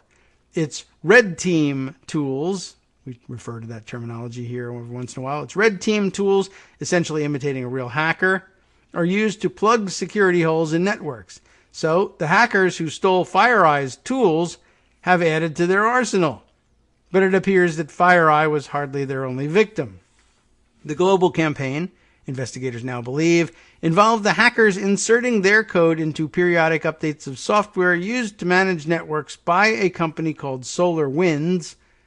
Its products are widely used in corporate and federal networks, and the malware was carefully minimized to avoid detection. The company, based in Austin, Texas, says it has more than 300,000 customers, including most of the nation's Fortune 500 firms. Golly. But it's unclear how many of those use the Orion platform that the Russian hackers invaded, or whether they were all targets. If the Russia connection is confirmed, it will be the most sophisticated known theft of American government data by Moscow since a 2-year spree in 2014 and 15, in which Russian intelligence agencies gained access to the unclassified email systems at the White House, the State Department, and the Joint Chiefs of Staff. It took years to undo that damage, but President Barack Obama decided at the time not to name the Russians as the perpetrators, a move that many in his administration now regard as a mistake. Emboldened, the same group of hackers went on to invade the systems of the Democratic National Committee and top officials in Hillary Clinton's campaign, touching off, you know what, investigations and fears that permeated both the 2016 and 2020 contests. Another more disruptive Russian intelligence agency, the GRU, is believed to be responsible for then making public the hacked emails at the DNC. There appear to be many victims of this campaign in government as well as the private sector, said Dmitry Alperovich, the chairman of Silverado Policy Accelerator, a geopolitical think tank. What even is that? Who was also the co-founder of CrowdStrike. You remember them? Cybersecurity firm that helped find the Russians in the DNC systems 4 years ago. Not unlike what we had seen in the 2014 and 15 then period from this actor when they ran a massive campaign and successfully compromised numerous victims. Russia has been one of several countries that have also been hacking American research institutions and pharmaceutical companies. This summer, Symantec Corporation warned that a Russian ransomware group was exploiting the sudden change in American work habits because of the pandemic and were injecting code into corporate networks with a speed and breadth not previously seen. Everyone's accessing their corporate systems remotely, and so they snuck in with the crowds. All right, a little bit left to this article. I think we need to get the full flavor of this one when we return. Be right back. Hi, it's me, David Waldman, your host for Kagro in the Morning, and I've learned that I either need to update these announcements more often or stop saying that the announcements are brand new. What's not new is that this message, too, is a call for your support in keeping the Kagro in the Morning show on the air. My thanks go out to all of you who do support the show through your donations. The stats say that Kagro in the Morning fans download our program about 2,000 times each weekday, but our donors make up only about 8% of our daily listeners. Patreon.com, Patreon.com, makes it simple to make easy, secure, recurring monthly contributions to support our show. Patreon.com/KagroX gets you straight to our donation page. If we're helping keep you sane during the Trump era, consider what that's worth. $1 a day? 50 cents? One thin dime? We do about 20 shows a month, so pick a number, do the math, and head to patreon.com/KagroX to let us know. Thanks again, everyone, for all your support.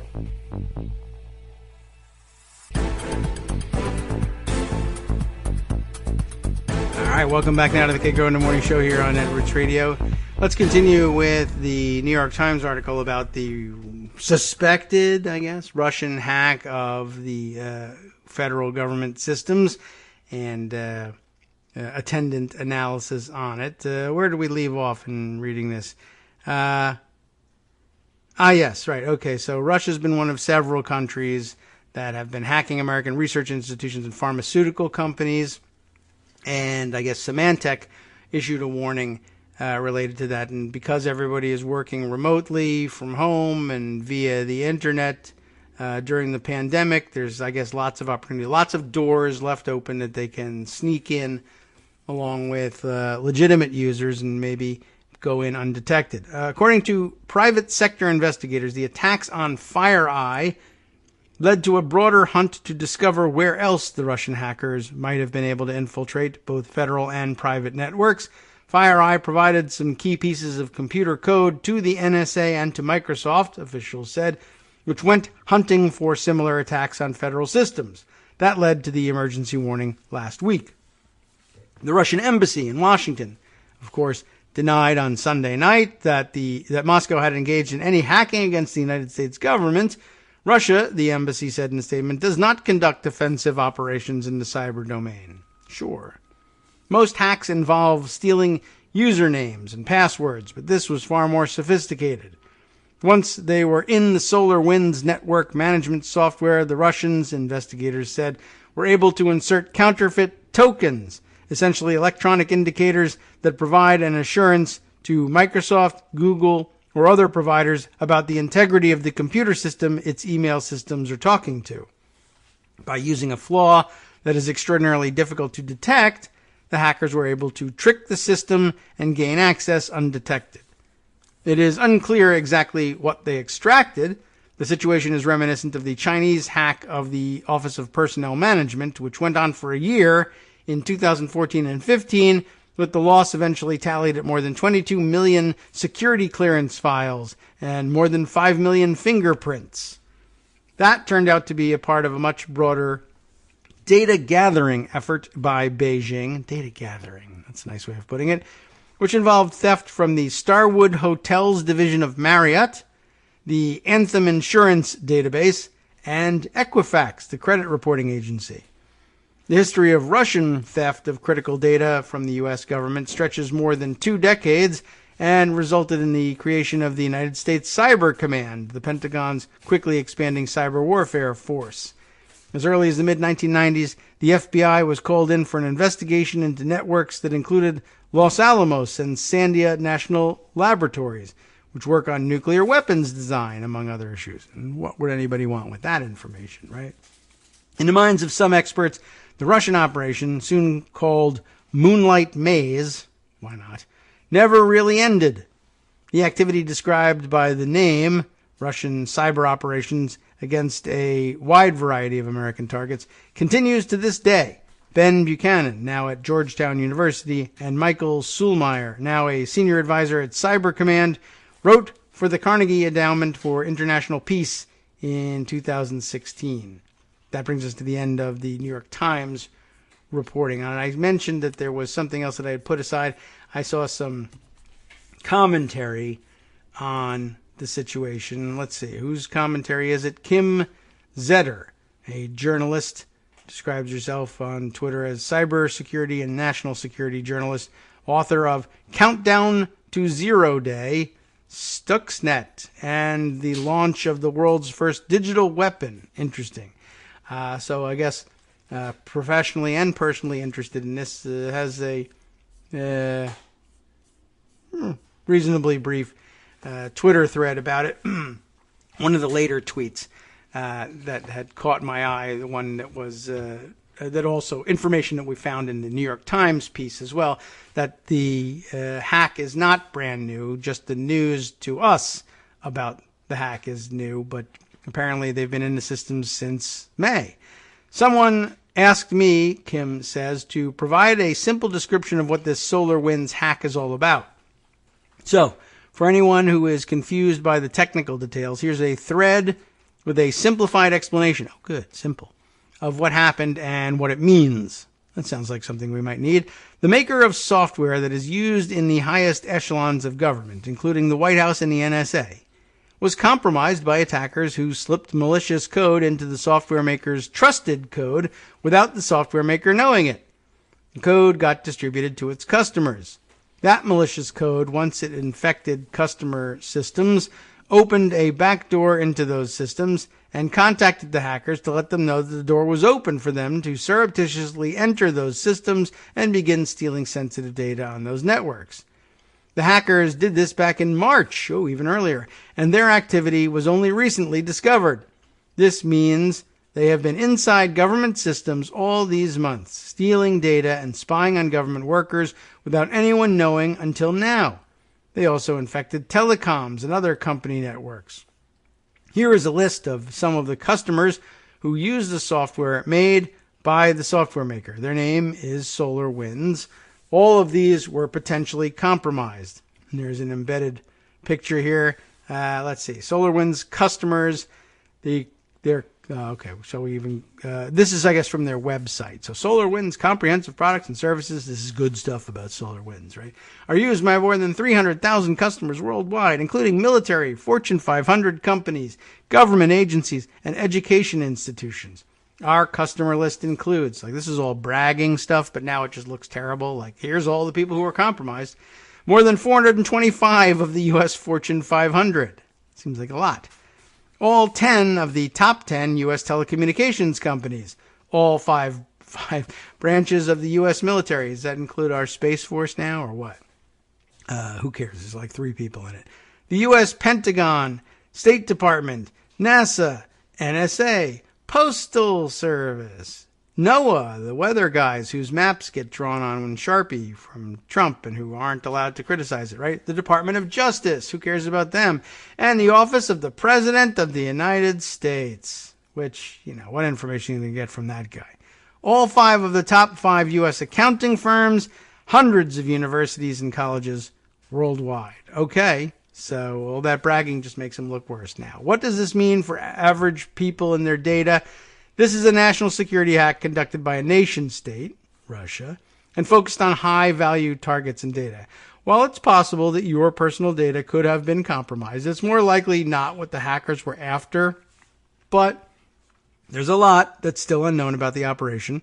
Who was compromised and what data or secrets were stolen? So it's an interesting question. Oh, look, I see Marcy Wheeler appearing in the conversation afterwards. Let's see. Somebody asking Kim Zetter, I've been trying to find how they discovered the breach.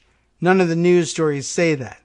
Someone just noticed by accident or what? And Marcy says she's working on something to that effect, I guess. But my guess is FireEye caught them using their red team tools, figured out how they got them, the related vulnerabilities were public in real time, and then figured out how Russia had used it. Okay.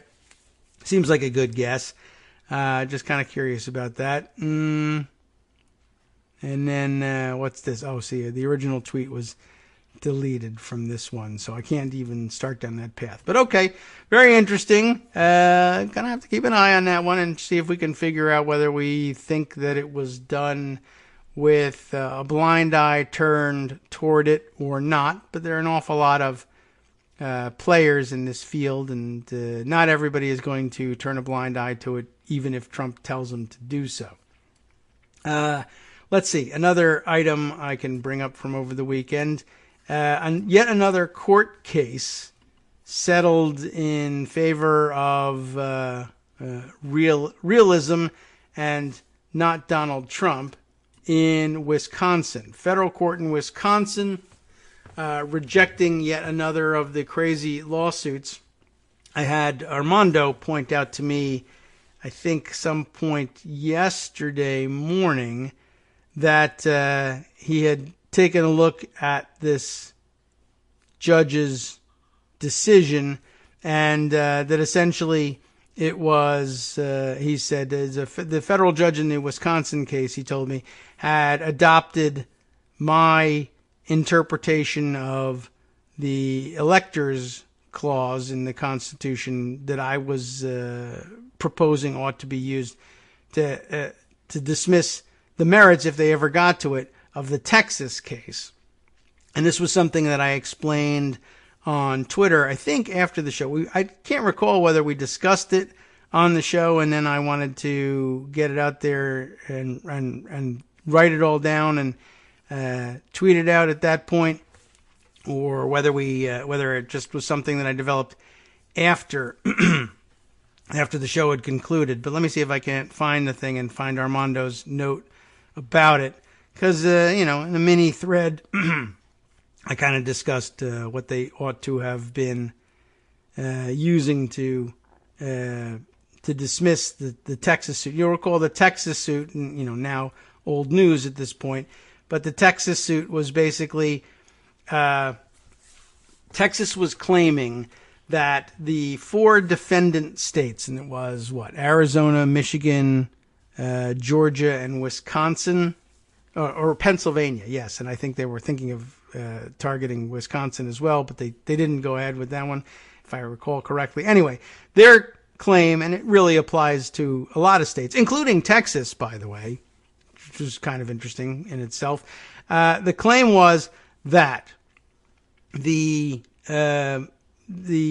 Article 2, Section 1, right? And I think it's like Clause 2 of Section 1, that gives the state legislatures the right to determine how its states, how that state's electors, presidential electors, will be appointed, essentially.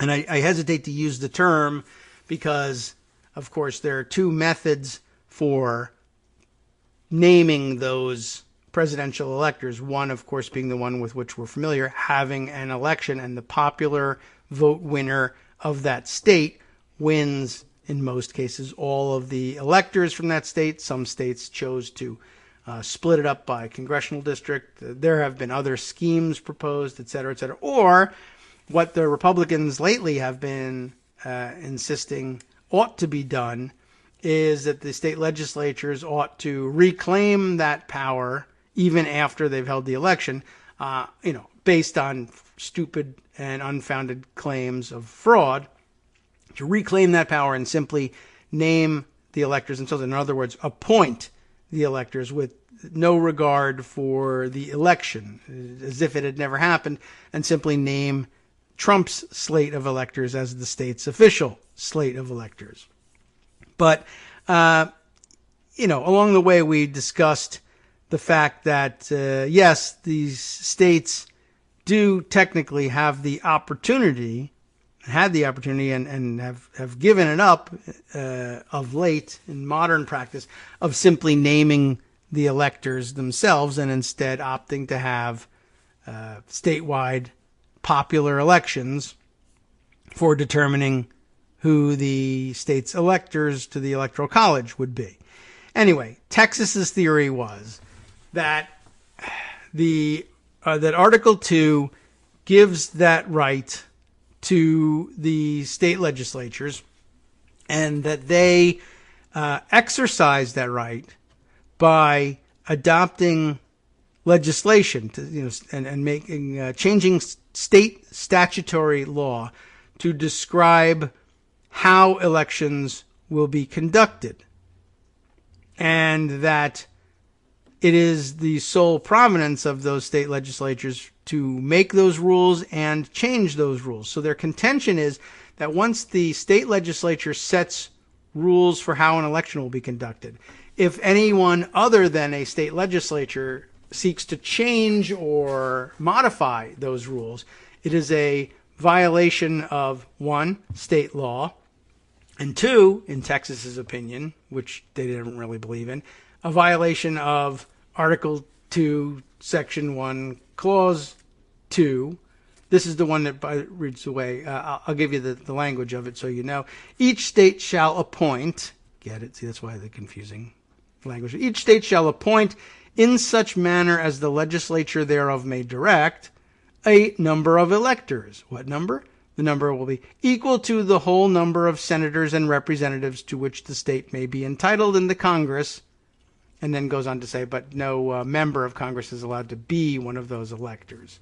But that's basically it. So in other words, you know how many electoral votes you have, and each state's legislature is entitled to come up with the method of, or they say here, I'm sorry, and it should be clear, but it's the manner of naming those electors. How will we decide who the elector is going to be? Could be anything. Could be a coin toss, but most states, eventually anyway, now all states have opted for an election to take place. And they may have different rules about how they allocate based on the results of that election. And of course, each state has its own rules about the methodologies of conducting elections. Will we allow absentee ballots? Will we require some sort of excuse in order to qualify for an absentee ballot? How many times do you have to sign your envelope, and how many envelopes do you have to put your absentee ballot in if you use a mail-in ballot?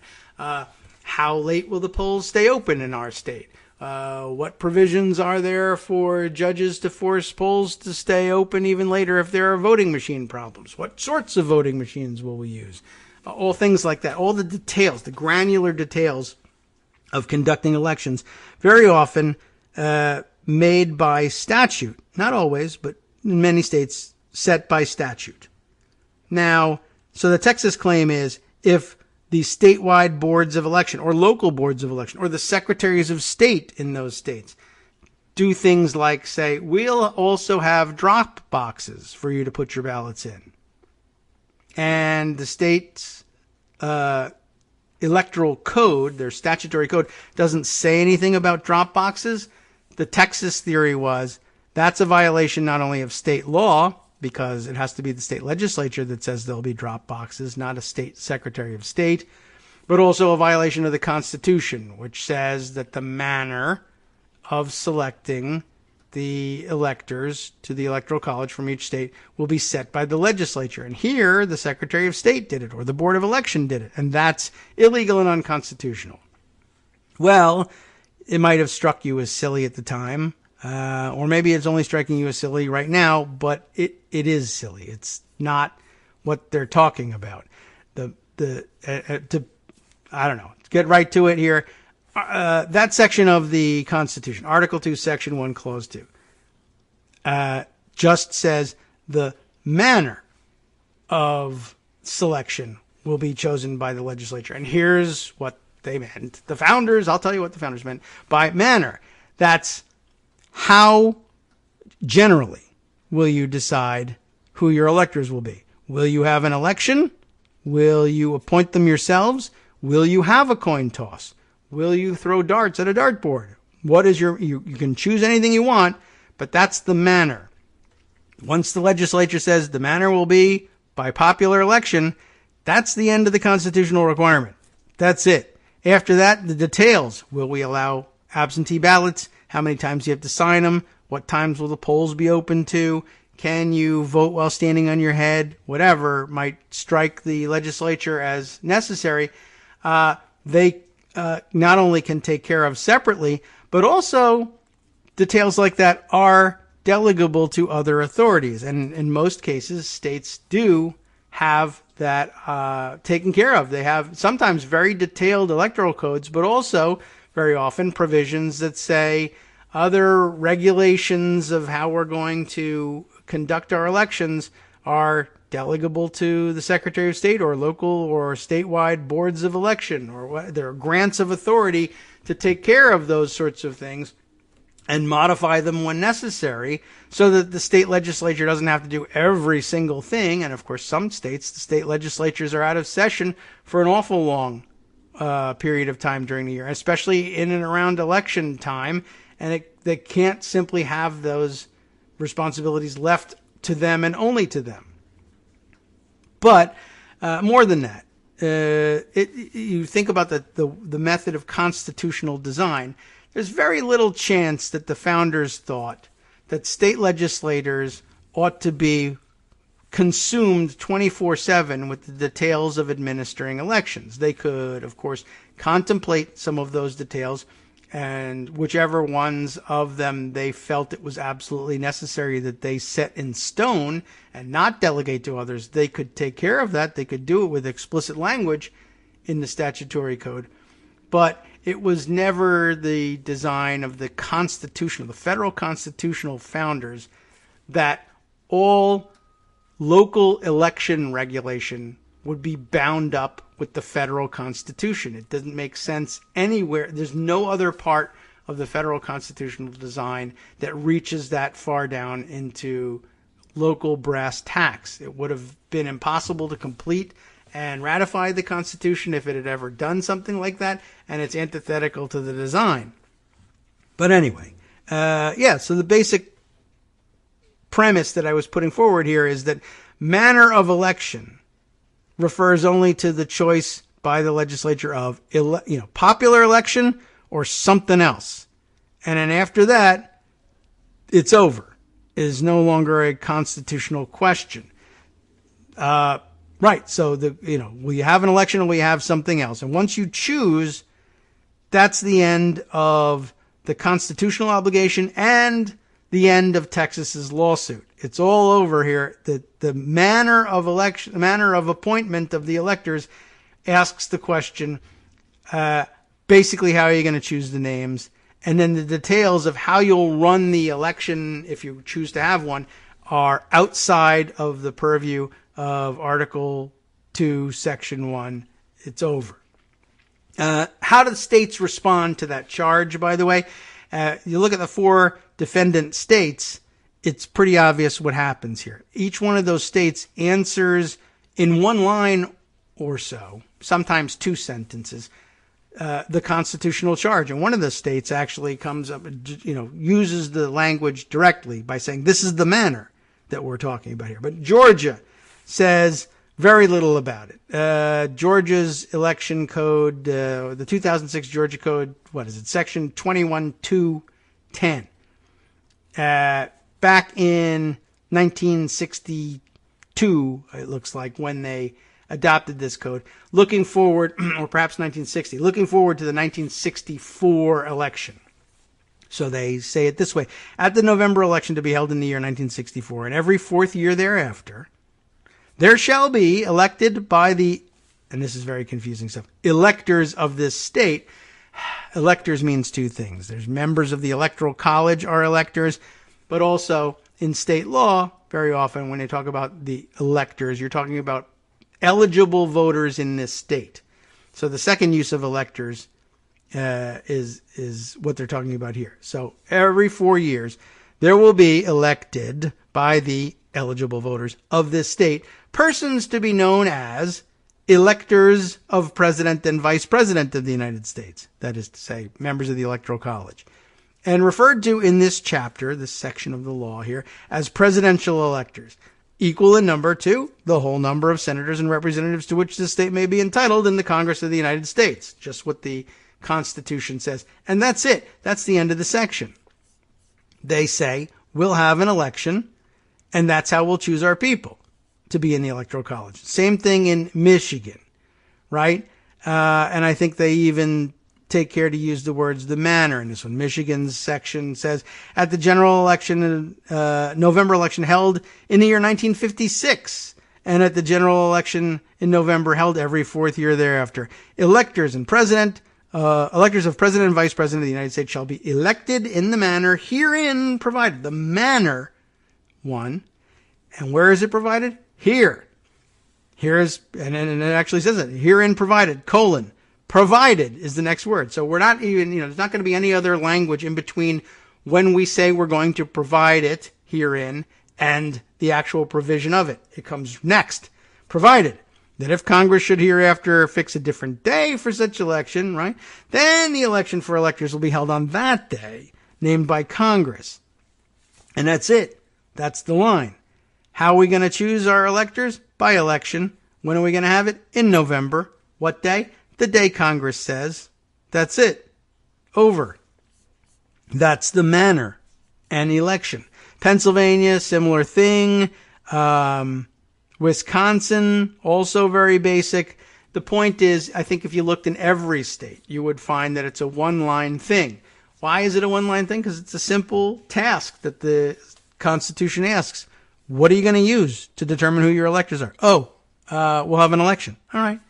Job's done. Don't need to do anymore. Now, why is there so much detail elsewhere in the codes? Texas's suit went through the election codes of every defendant state and probably several other states as well, looking at all the complicated rules they have about signatures and times that the balloting places will be open and what ways you can print the ballots, et cetera, et cetera. States do have to regulate that stuff. But what they're doing is setting rules for how to conduct elections of every kind in the state, whether for president or governor or Senate or Congress or dog catcher or mayor or town council, what have you. All of that stuff is governed by the general rules on how to run an election. However, the one and only thing that's responsive to the charge of the federal Constitution about how to choose your electors is this one-liner up at the top. Now, we'll conduct our election that we declare to be the manner of selection according to the rules that we use for state elections, but this federal charge is answered here, and the federal charge was never designed to reach down into what states and localities are doing. That's just how we conduct all of our elections here. But the part that the electors clause is concerned about is up here in one sentence or two sentences up at the top of the code, an addendum, essentially, to how we do everything else. The complaints that Texas makes are all about as the Wisconsin judge said, the mode, I think, of counting ballots, or as I say, the method of counting ballots or distributing ballots even. But the whole premise of the suit is that the states that are being sued here have changed the manner of choosing their electors, which they have not. They said it was going to be by election, and it still says it's going to be a by election, and then they went and had those elections. So that's it. It's actually quite simple. I'm not certain why we got tied up in knots about it in the Texas case, although I guess the court didn't tie itself in knots. They just said, well, you also don't have standing, so get lost. But I thought it was an interesting development that in Wisconsin, they actually, it was a Trump judge, Trump appointed federal judge who took the case, which, might mean something to some of you. But what was interesting, I guess you can hold on to this case. The reason I bring it up is there'll be Trump supporters out there that say, oh, well, as Trump himself said, standing is a technicality. They shouldn't have dismissed the Texas suit based on standing. After all, of course they have standing. They're fellow states, and the president wanted to join this thing, and how could the president not have standing?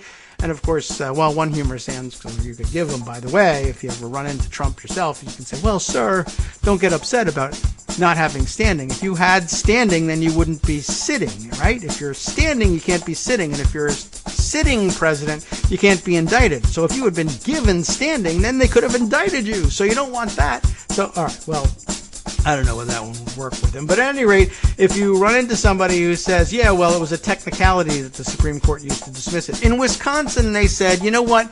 To hell with it. I won't even rely on standing. I won't even rely on jurisdiction, and I won't even rely on latches.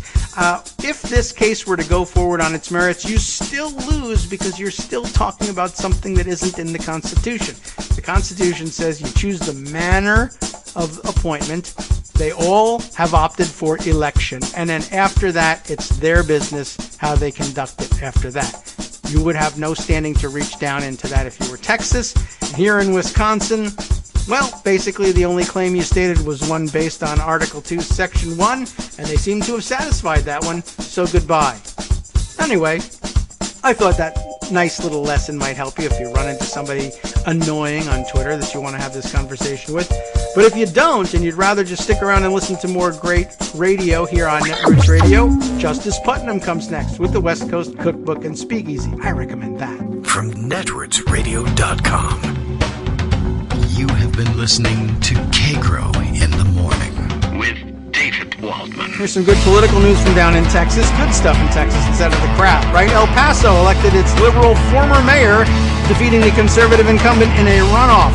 What's happening in California? Well, they want to join the federal antitrust suit against Google. That seems like good timing, too.